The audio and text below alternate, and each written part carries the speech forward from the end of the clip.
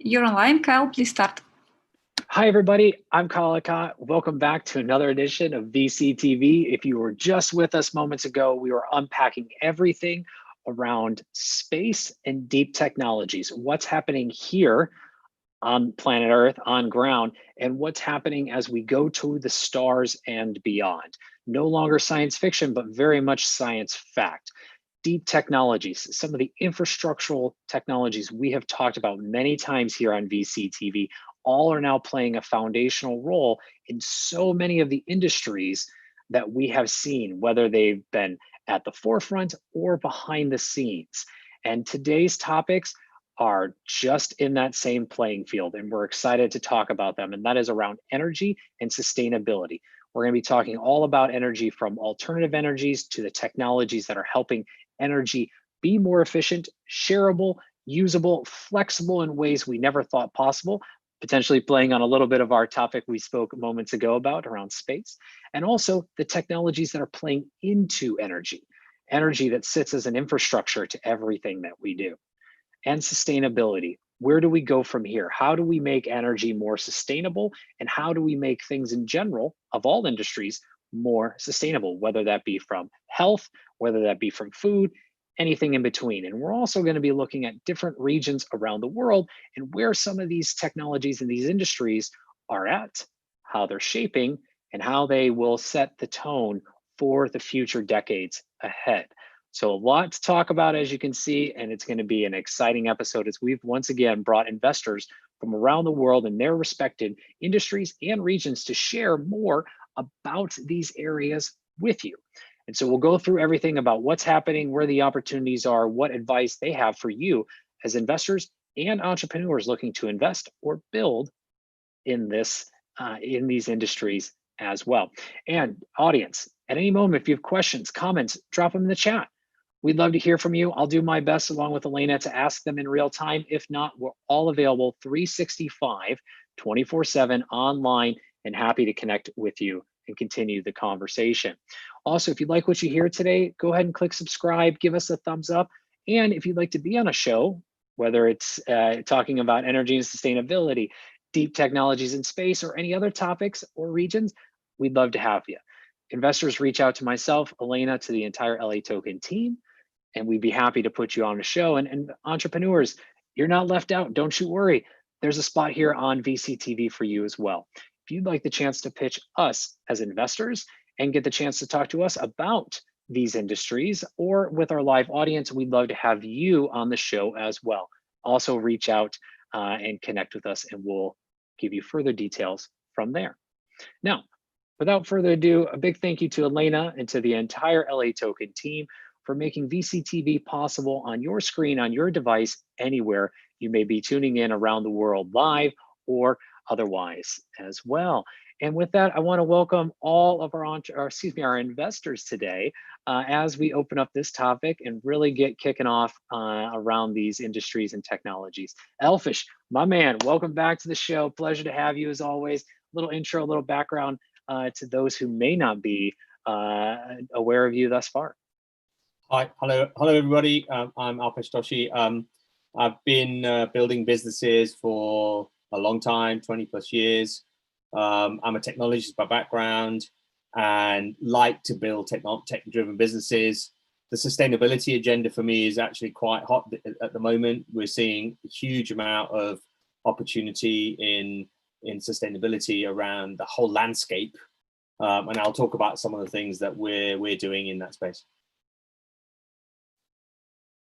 And no pun intended, it's also hot where you are right now, melting candy bars. And sweaty in London. We got a lot to talk about. A lot to talk about. William, welcome back to the show. It's a pleasure to have you. I know you're staying up fairly late to be joining us, but nonetheless, we do welcome you. A little intro, a little background.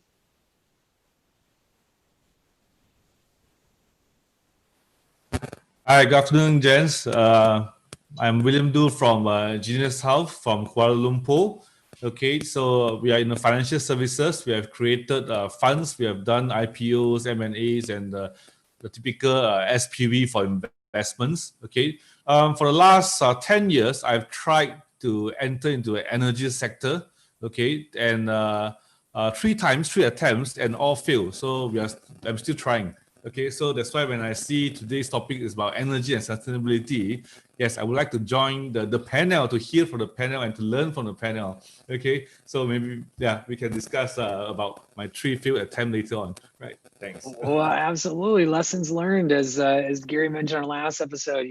Never had a failure, but definitely has a few scars and a few skin removed. So for you, it'll be exciting to hear some of those lessons learned as to what you saw or didn't see during your journey. And Gary, welcome back to the show, man of artificial and official intelligence all around. I got a there new you one. go. There you go. I got a new one for you. See, I was working towards it. You never know what's going to happen. I feel like Forrest Gump, the box of chocolates. Anyhow, thank you, Kyle. My name's Gary Fowler, and I'm a serial entrepreneur, and I've done 15 companies. My largest exit is I was part of the original management team of Click Software, which was sold to Salesforce in August for $1.35 billion. I also am the co-founder of Eva, which is close to unicorn status today. David Yang is my partner there. We're in AI and remote workforce management. I am also the co-founder of GSD Venture Studios, and we are a venture studio that focuses on growth stage companies, and we're looking for resilient entrepreneurs that truly want to go global, and we use Silicon Valley as a port to the rest of the world. And I love, I've been doing startups for 36 years, so I love it. As I said, I've had a few scars here and there, a few pieces of skin taken off, but, got patched up and back out again. So no problems. I'm also an investor. I've invested, I had a $10 million fund. I started the first accelerator in Russia, and I started a fund there. And I love to look primarily for AI companies. Okay, AI is the new electricity. So it's about anywhere, although one of my companies today is a battery company, and that company is focused on modular batteries to be able to deploy very quickly. Wonderful, and welcome back to the show. We're definitely going to get into the battery and energy part of the energy conversation, as well as there's a lot of efforts that have been made over the past 5 and 10 years around the battery technology that we use in our devices and that we're looking to use in other vehicles. And around technologies, optimization of those usage as well. Enes, welcome to the show. First time here on our episode of VCTV with Elena and I. And if you can, a little intro and a little background. Thank you, Kyle and Elena. Pleasure to meet everyone. And I'm humbled to be with such distinguished gentlemen. There are no females on the audience as speakers, so we have to change that for the next time. I myself was an IT entrepreneur in the US and then moved to Jordan, where I was originally born. I was raised in the US. And after launching a energy water tech fund, once I moved back, then later launched a renewable energy fund. And so today, Catalyst Investment Management sponsors and launches renewable energy funds primarily, but we're also interested in clean tech and energy and water technology for the MENA region, Middle East, North Africa region. Wow. Okay, that's it. Wow, lots to unpack there. And Tolga, last but not least, a little intro, a little background on yourself. Thank you. Thanks for inviting me to this event. It's a really big pleasure. It's my first event actually with LA Token, so I'm really excited. Yeah.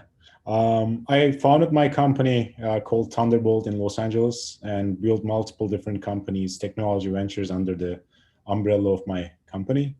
Eventually, I sold Thunderbolt to an investment company called New Wave Holdings, based in Canada. And after the acquisition, I was appointed as the CEO of that company, and New Wave went public in Canadian Stock Exchange in 2019.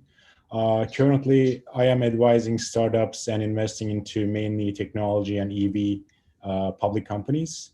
And soon I will be working with an EV charger software and hardware development company based in Los Angeles as their vice president. The company is called Loop, and you can check the company's website in evloop.app. Thank you. All right. We'll definitely dive into that as well, and welcome everybody to the show and to the panel.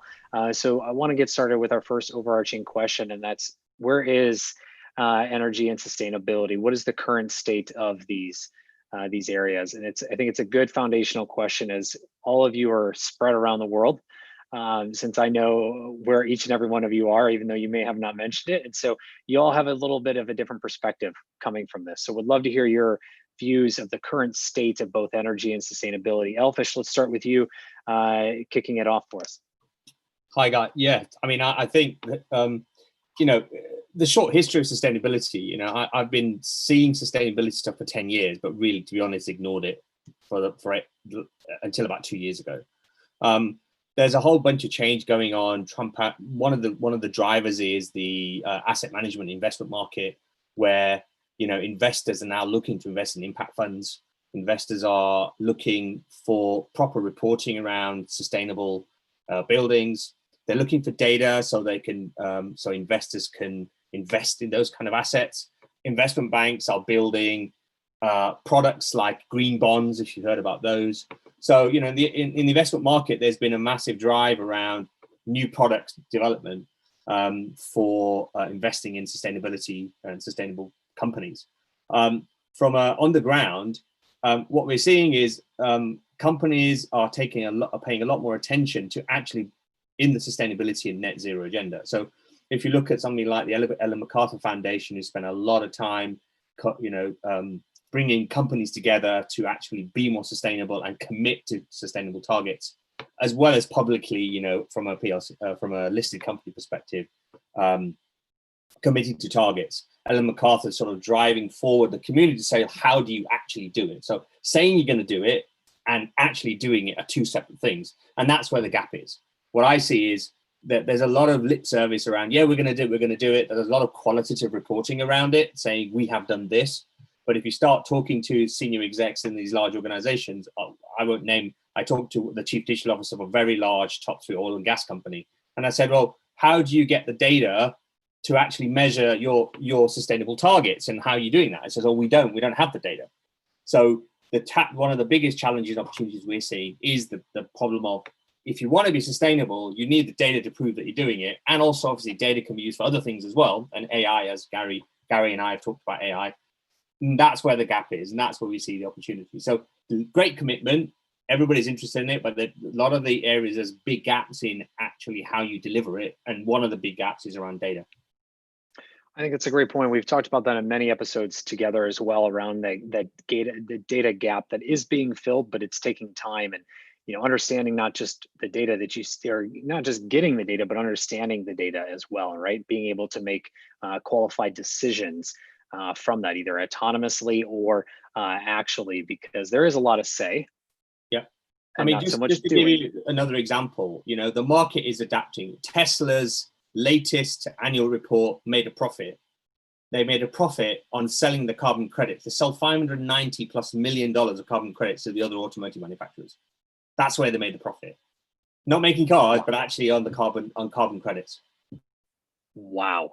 And that's not something that's going to go away, right? Whether it's Tesla or other companies, that's going to be something that continues. And we've heard about it for some time. Enes, I want to come to you next.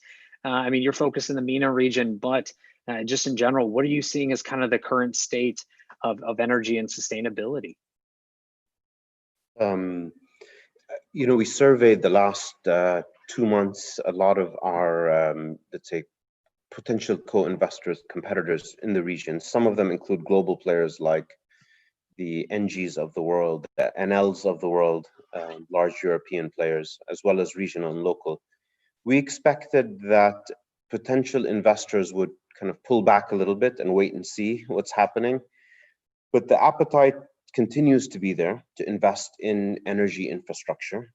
It is a low risk asset. It is on the end of the spectrum that's continually in demand in general, in principle. The bad news is that electricity demand does go down when you have curfews and let's say economic weakening. So although you always need electricity, you'll need less. And but so far the general view is that that's temporary. So the investment appetite is still very high. That's point number one. Point number two, we're seeing significant interest globally in renewables. So not only regionally, but globally. And is this an aberration because it's renewable, not because it's power? Probably. I mean, when we talk to Citibank and the other kind of deal makers out there globally, they're seeing about double the valuation for renewable focused players versus conventional power players.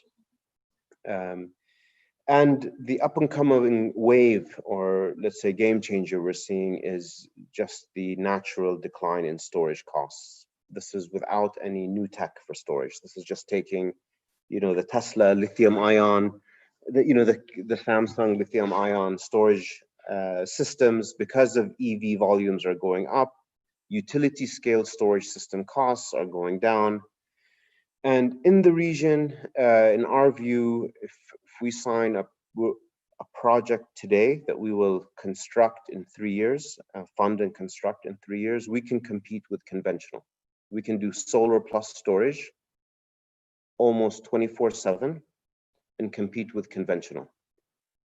So in my view, we're there today. If you're talking about market price of energy versus solar in the Middle East where it's very sunny, and storage costs in 3 years. So, and that's going to be the game changer, because that takes solar and wind, which are limited typically because they're intermittent.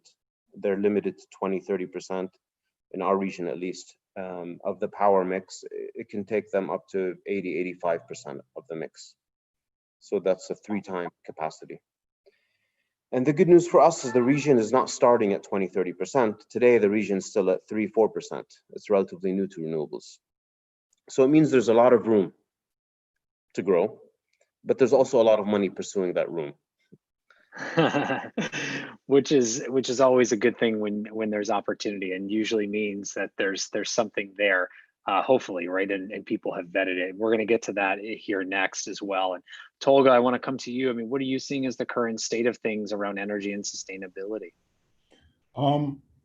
I am not as professional as these gentlemen here. I am actually new to industry, but I have an idea as an outsider, because I follow all the technology and especially the EV companies very closely, both in the United States and in China, and also in Turkey too. In my opinion, this pandemic really is shifting so many things. And one of the main sectors that I think is transforming is the energy sector. People realize that the oil dependency is not going to be is not going to last too long, and the transformation into electric vehicles is a must. And every country right now, they are every developed like G20 countries, they are in the process of building their own indigenous electric vehicles. And I think there is a massive, a new massive market for both for the car makers and also for the industries that follow the trend. So from the batteries to charging units to transformation of commercial and residential buildings, they're all going to be going through a big transformation in the next 10 years, I think.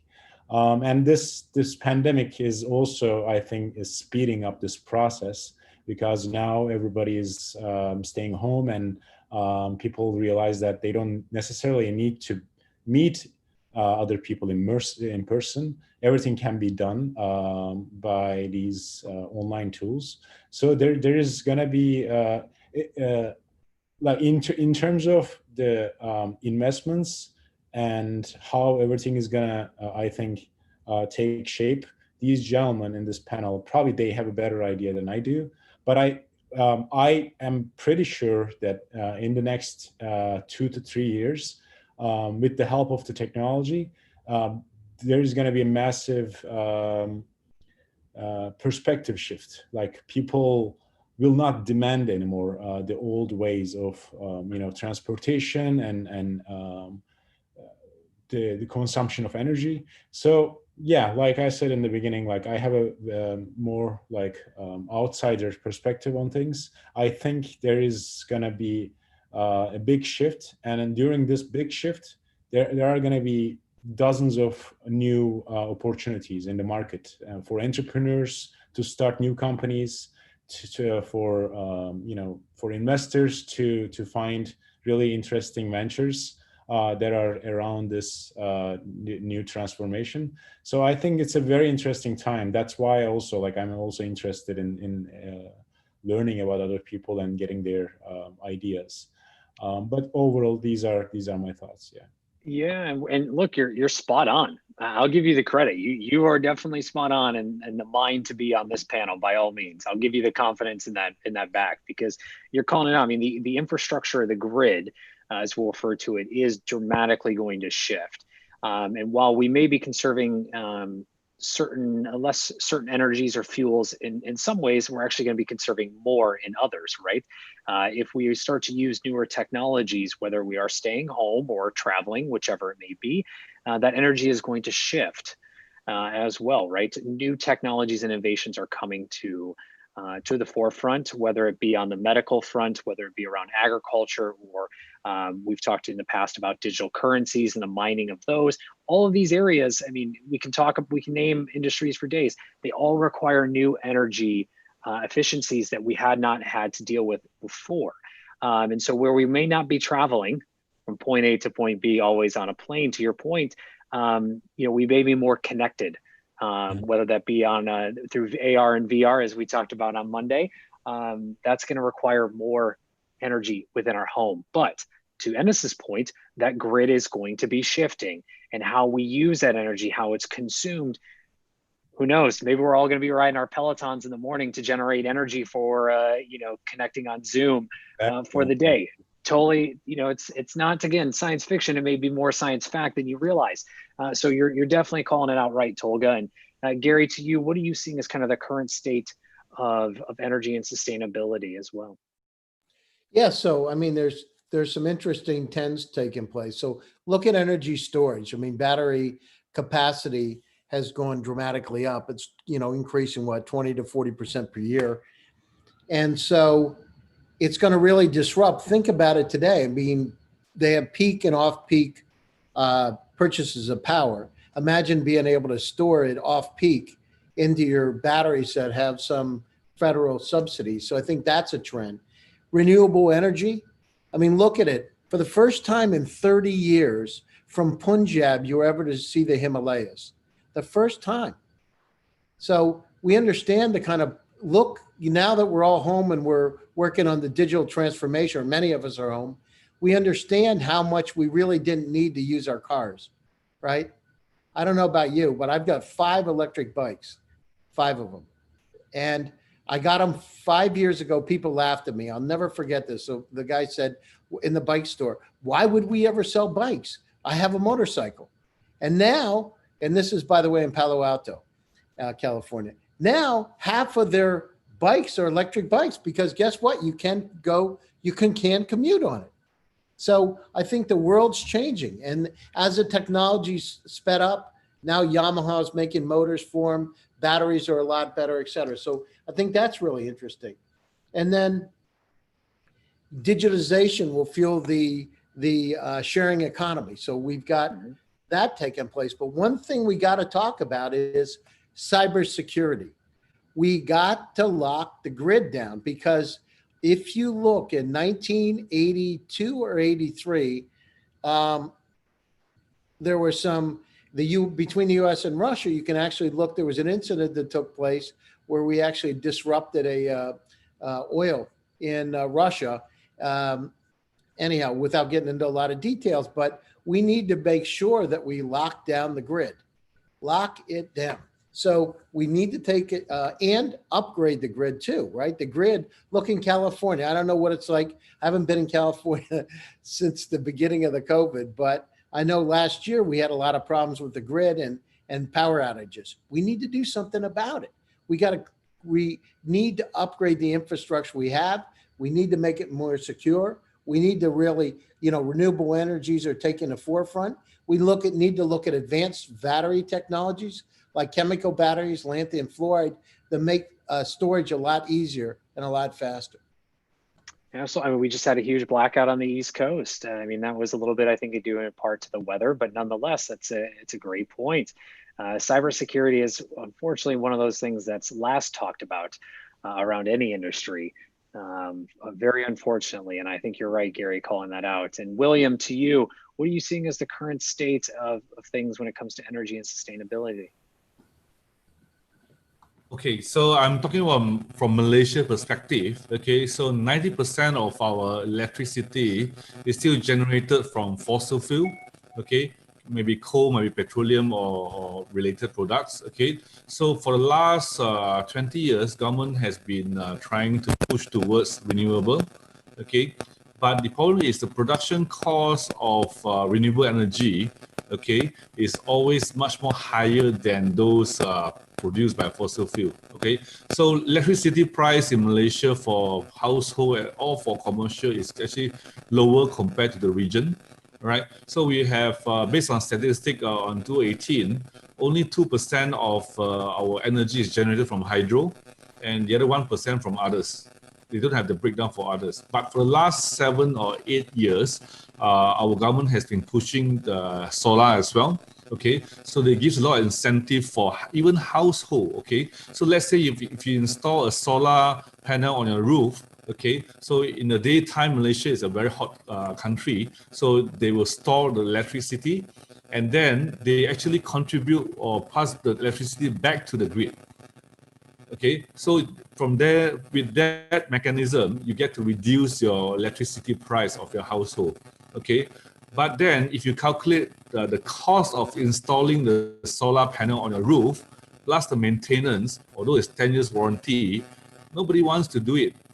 Okay, because the cost of installing those solar is much more expensive if you calculate the cost per unit or per use, right?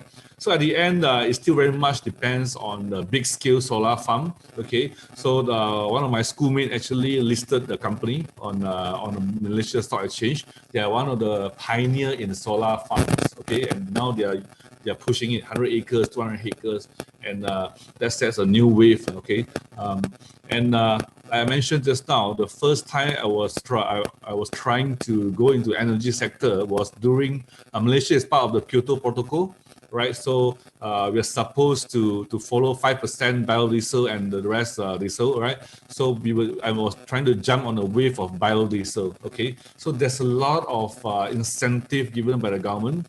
So if you take the subsidy, if you factor in the subsidies, yes, the cost of producing biodiesel, okay, is justifiable. But the moment you take out the subsidies and when diesel price starts to drop, then producing biodiesel has become a nuisance, right? Because we still need to extract from palm oil, okay, or we need to extract from other form of crops, okay, and that also affect the ecosystem of the crops, right? If you plant too much of corn or beans or chocolate to generate the oil for renewable energy, then you waste a lot of land on that. Okay, so we're trying to do it on Jatropha, the plant called Jatropha. Okay, so there's no more land, or most of Malaysia, we have West and East Malaysia. Most of the West Malaysia lands are predominantly occupied by rubber and palm oil. So we have to go to East Malaysia. But interestingly, although we are in the same country, the land laws are different. So although we have the technology at the time, okay, to produce that, but we are not able to get the right land to plant the Jatropha. Okay, so after 2 years of trying, we call it a day. Okay, until now, I think that's not possible. Hey, William. Yet. Hey, William, I apologize. I'm going to come back to you in just a minute. Your speakers really, or your microphone's crackling pretty bad. Yeah, so it's a little hard to hear you. So let me come to another question while you fix that here in just a minute. So guys, I want to ask around the opportunities. You know, as William mentioned, he's learned some lessons, but as investors and also for those entrepreneurs who may be looking to get involved, where are the opportunities to start really getting into this space as well? And Tolga, let's start with you. I know you're going to be joining a company soon, but what are you seeing as areas of opportunity to maybe start building in as entrepreneurs? I think the biggest opportunity is in the grid. There's going to be a big change happening because as people are using more Teslas, more EV cars, we will need a bigger infrastructure, and the amount of the EV cars that is being sold in the United States right now is literally just exponentially increasing. So, and think about how many gas stations that we have. You know, in every corner we have gas stations today. And that's going to change. We're not going to see as many gas stations, but instead of that, we're going to see wireless car charging stations. You're going to go, maybe like when you go to McDonald's, you're in the drive-through, you're not going to just get your burger, but you're going to charge your car. So there are going to be things that are really changing, I think, in the next 5 to 10 years. And right now is I think the best time to really plan for this. There are other, like, you know, I also have like other ideas about like what can be done in the industry, but I think, you know, it's too premature for me to talk about them right now.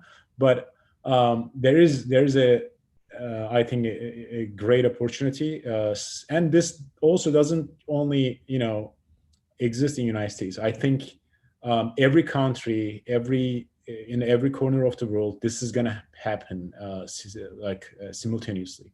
So I think the opportunity is everywhere, and time is ticking. I think it's a great time to be involved in the new innovations in any capacity, I think. Absolutely. I already see some shaking heads. Enos, to you. Where do you see the opportunities in these areas right now for investors and entrepreneurs? I mean, I would agree with what everyone said. I think, you know, based on you starting with talking about how we're changing the demand and so managing these change, so systems, control systems, AI, matching supply and demand, and then pricing, because what will happen is governments will need to be more sophisticated so that they can maintain, let's say, their cost or usage of the grid without incremental capacity. They want to streamline supply and demand, and therefore you get into pricing and artificial intelligence to help you kind of forecast potential demand and maybe make price adjustments so you can adjust the forecast or adjust behavior. So I think that's certainly interesting. I think the game changes will be as they relate to I think the shift to electric vehicles and how one can start using the storage of electric vehicles, because they're sitting in the garage overnight or they're parked in your parking lot at the company. You have storage capacity sitting there, it's available. And you can use that to help stabilize the grid. So, and I think that also is an extension of what we're talking about, grid management, and then methods for distributed, similar to how we have the cloud now for distributed processing and remote storage. We're going to have distributed power storage also, because everyone will have their set of batteries, whether it's in their house or in their car. And I'm sure that's going to be huge because no one's looking at it. I don't think because EV is new in general in terms of volumes as a percent of fleets. So that will be a nice area. So we look forward to Gary doing something there and inviting us to co-invest with him.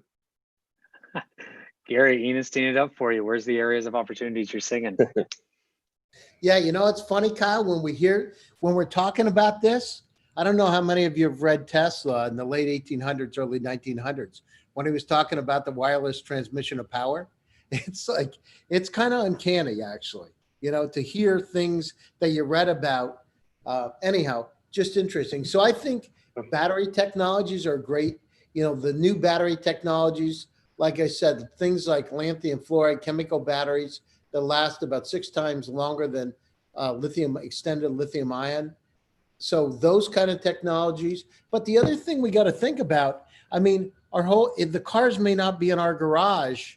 When we talk about autonomous vehicles, I was with a group out of Graz, Austria, Magna Corporation. They showed me their latest vehicle, which is an autonomous van that actually reconfigures and picks you up. You don't drive it anymore. You know, it comes over. One time it's a flower van. The next time it's a passenger van. The next time it's a taking groceries. You know, everything's going to change. So in terms of how power is distributed, you're right. It's going to be decentralized in some ways, but also it may not be under our control. It may be at a totally different way of thinking about it. So that's interesting for us. And like I said, I've seen those and they're really cool. And I'm really concerned about this whole cybersecurity and protecting the grid that we have. I don't think we're doing a really good job of it. And we better step it up, and we better think about using artificial intelligence to be able to help us determine where there are vulnerabilities and plug them. I wrote an article about 3 years ago with the former chief security officer at Apple about cybersecurity, talking about these kind of things then. And I think that, you know, we better focus on it. And what is it? Florida Power and Light is part of a consortium. It's about $127 billion. You know, it would be, that would probably be the first priority for me, because I wouldn't want somebody taking it over. No, not at all. William, to you, I know you were crackling up there. I hope you're back with us. I know you had a point to finish, but then where are you seeing the areas of opportunity? And Elfish, I'm coming to you next.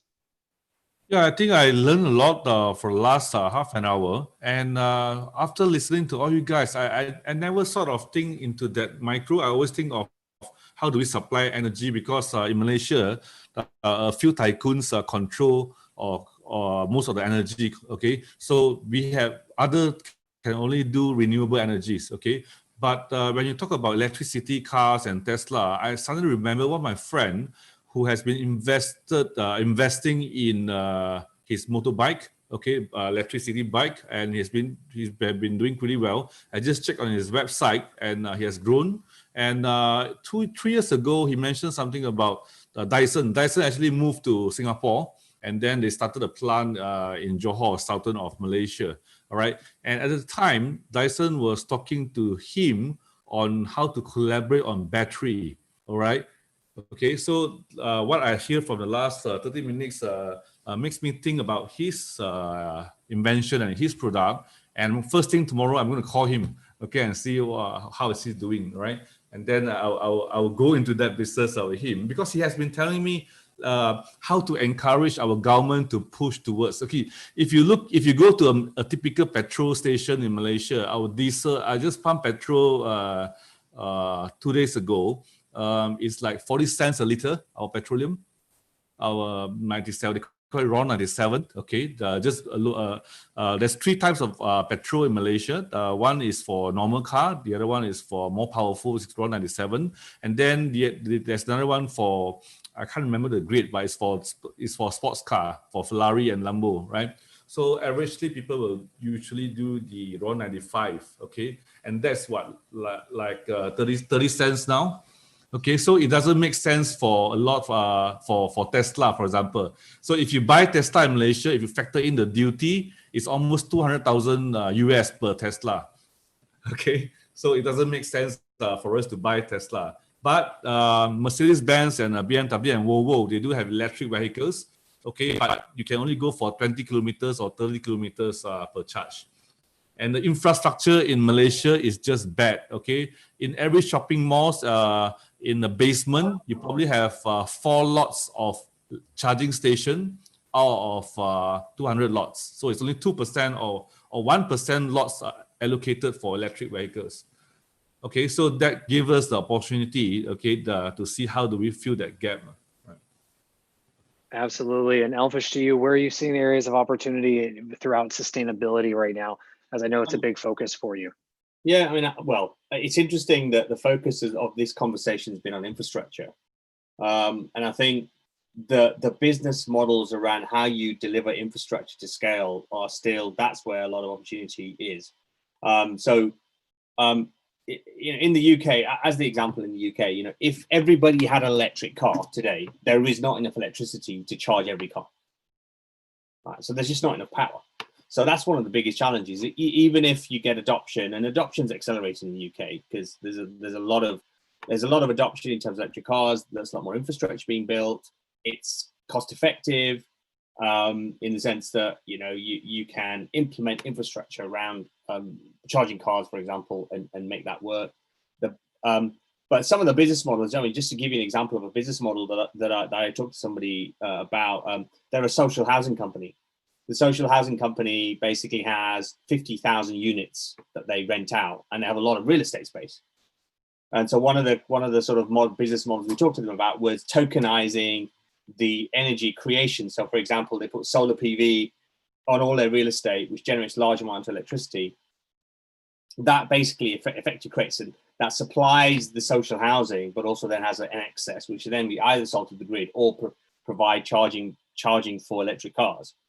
So that's something that that circular model with a tokenized model is obviously a business model that could work. So I mean, it's a timing thing as well, right? This is it's a timing thing to deliver that, but also things like around that is the battery charging. So you could, in this real estate they have, you could stick batteries which can store the energy, and as Gary was saying in terms of pricing, you could basically store it and then sell it into the grid when the prices are high. So that business model is an interesting one, and we're seeing actually I was talking to one of the largest oil companies and talking about a asset finance model where you go to a social housing company, anybody has a large real estate portfolio, and say, we'll asset finance solar PV. So you finance it, but you get the electricity, but then you get effectively have a 30 asset finance product, which you effectively make 7, 8, 9, 10, 12% yield on it over 30 years. And the oil and gas company that I was dealing with in the ventures on said, well, that's really good. If you could do that, we'll be interested in investing in it. So the part of the challenge has been is, are there innovative models around actually putting in core infrastructure which will allow the adoption of these kind of electricity in the areas that we've been talking about? And we're seeing those models emerge. Now, obviously, different countries are different, right? In Malaysia, there's a hell of a lot more infrastructure put into place. In the UK, I think on one day recently, there was no coal used for electricity in the UK. So we've already passed the point where the UK is not relying on coal or oil to power the UK. So it's solar, nuclear, wind. That's happened in the UK. So I guess, I don't know your countries. It feels like that the UK and Germany, I think, is actually quite far ahead in terms of delivering this infrastructure. But it's to do, for me, it's about the business model that you wrap around it. You've got to build a business model to make this work. And unfortunately, infrastructure requires a hell of a lot of investment. I mean, that's ultimately what it boils down to. So that's, and there's lots of people like these guys and others who are investing and get the model. So part of the thing for me is the fact that there is a lot of money, there is the opportunity to deliver returns, really good returns, and there's adoption. So if there's no adoption, forget it, spending money on infrastructure. So in the UK, we're absolutely seeing adoption. Right. That's a great point. I mean, if you're going to invest in infrastructure, you might as well see adoption. You must see a reason for it. If not, it's could be a lesson, a hard lesson learned. And unfortunately, gentlemen, we are at the top of the hour and are at the point where we have to do quick closing thoughts, as want to be sensitive of everyone's time here on a Tuesday. So William, let's start with you. Any closing thoughts, and then where can everyone find you online to continue this conversation, as there's so much to be had still in this area around energy and sustainability? Right, the energy sector is one of the sectors that I personally have interest. Okay, so listening from the panel, I noticed that I shouldn't focus too much on the macro or the big infrastructure. Okay, I should instead focus on the consumer part.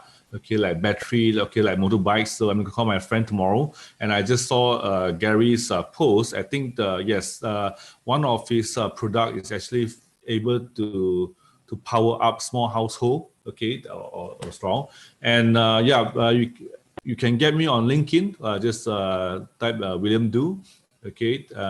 Of course, on my Facebook as well. Thank you. Wonderful. Tolga, where can closing thoughts, and where can everyone find you and the new company online as well?